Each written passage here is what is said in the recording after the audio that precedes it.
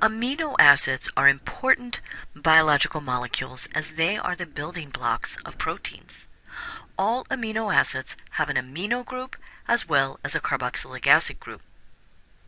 The protonated amine is an acid, and the carboxylic acid, of course, we know is an acid.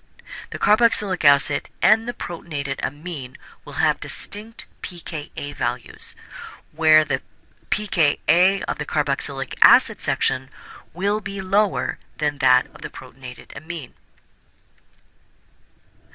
The amino acid pictured on this slide is known as alanine, and the pKa of its carboxylic acid group is 2.3, whereas that of the protonated amine is 9.7.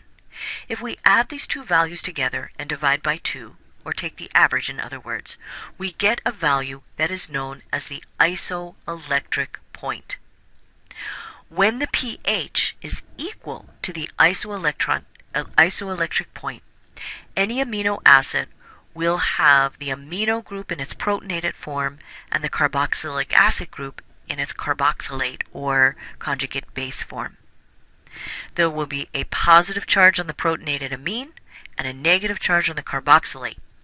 Anytime a molecule has a positive and a negative charge on the same structure, it's known as a Zwitter ion.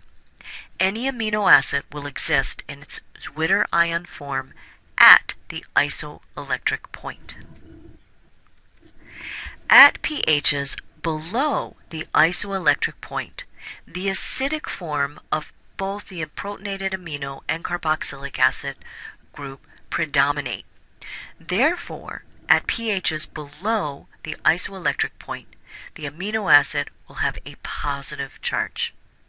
At pHs above the isoelectric point, the conjugate base form of both sections will predominate, and the amino acid will have a negative charge.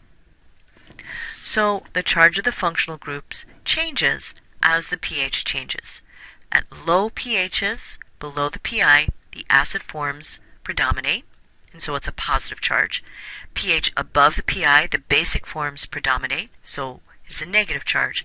And at the isoelectric point, the amine group is in its Zwitter ion and has an overall charge of 0.